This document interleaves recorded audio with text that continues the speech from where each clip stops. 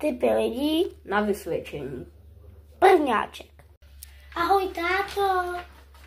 Ahoj, Davidku, co máš na vysvědčení? No mám samý jedničky.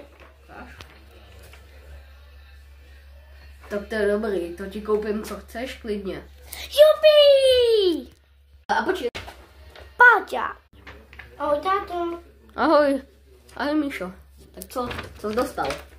No, já mám samý jedničky, ale 2 dvojky, ne? To snad nevadí, tak se podívej. Jo, to je dobrý. Tak to ti koupím tak jednu věc, můžeš. Tak to je ještě dobrý, děkuji ti, táto. Nazdárče! No čau, Filipe, tak co jsi dostal? No, 3 schválně samý 4 a 3 5. Kaš. Jáš prdel ze mě. A zajď do pokoje, nic ti nekoupím. Však jsem v pokoji. Aha. Tak vypadni.